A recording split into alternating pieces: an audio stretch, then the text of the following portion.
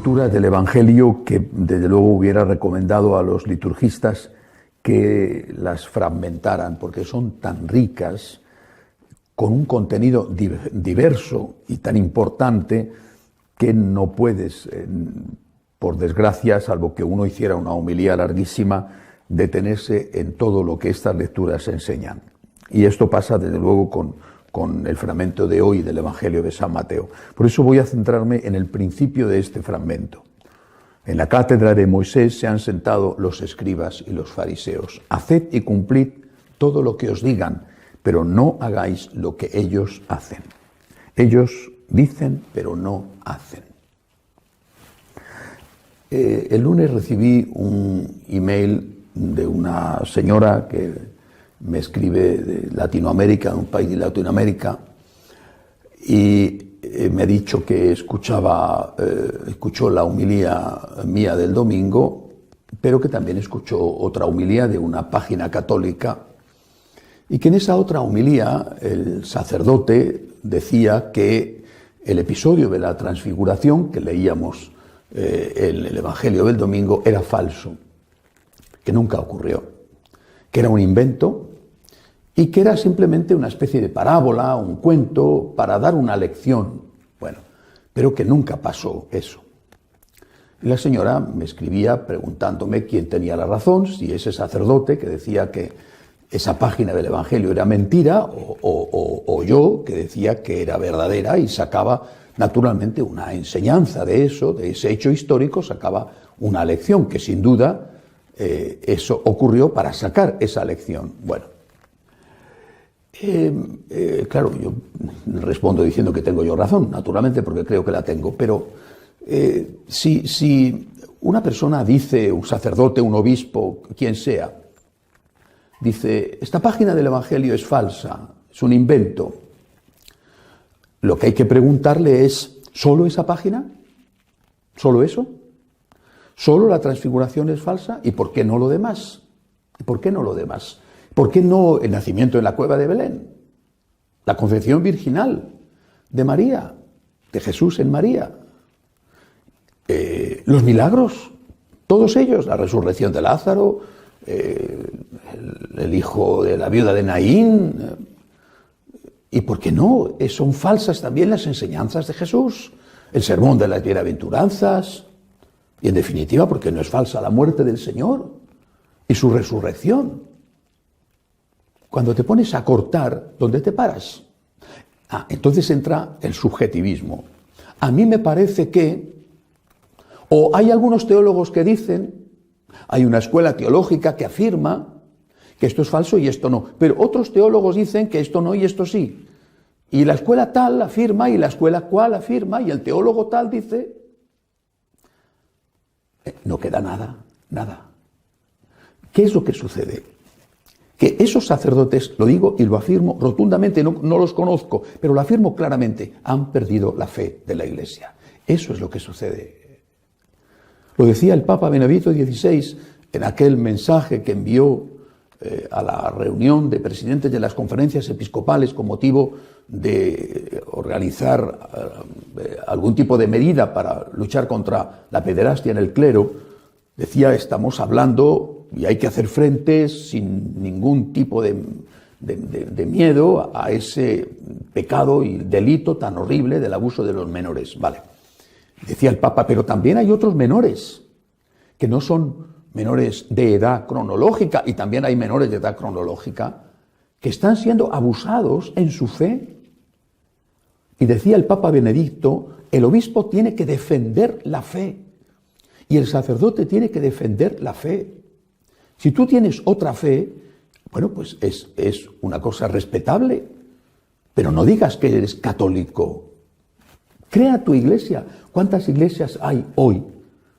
Miles y miles y miles. Crea la tuya, una más. Y en esa iglesia, creada por ti, dirás que la transfiguración es falsa, los milagros son todos mentiras, cuando el Señor dice que el que se acuesta con otra mujer que no es la suya o el que se divorcia de ella está cometiendo adulterio, eso también es mentira. Crea tú tu iglesia, si no pasa nada. Hay tantas, pero no digas que eres católico. Por eso, el Señor nos advirtió para que no hiciéramos el mal que los que enseñaban bien hacían, es decir, el mal que hacen los curas que obran mal. Pero los fariseos enseñaban bien. Y dice, repito, haced y cumplid todo lo que os digan. Lo que vino Jesús era a añadir y en algún caso a corregir, porque había habido desviación de la enseñanza primitiva, pero sobre todo a añadir. Habéis oído que se os dijo, pero yo os digo, corregir cuando había habido desviación.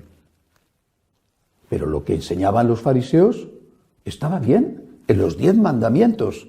Después el fariseo no hacía lo que decía, Dios le juzgará a él. Pero hoy el problema no es solo ese. Claro que hay sacerdotes que enseñan bien y obran mal. Y son un escándalo y hacen daño. Pero ese no es el principal problema hoy. No estoy hablando del tema de la pederastia, que es espantoso. Lo haga quien lo haga. Y de hecho lo han hecho unos y lo han hecho los otros. Estoy hablando de la mala enseñanza, de los lobos con piel de oveja, que en nombre de no sé qué supuesta teología conciliar, porque eso es mentira, jamás el concilio dijo que el evangelio era falso o que había cosas del evangelio que eran falsas, nunca dijo eso el concilio, pero ellos dicen que en nombre del concilio o de tal teólogo o de tal escuela teológica, esta parte del evangelio es falsa.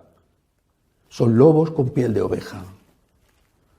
Y hay quien tendría que defender la verdad de la fe y la verdad íntegra. Repito, lo pedía el Papa Benedicto XVI refiriéndose y dirigiéndose a los obispos. Hay que defender la verdad íntegra de la fe. Y naturalmente todos tenemos el deber de intentar ser santos.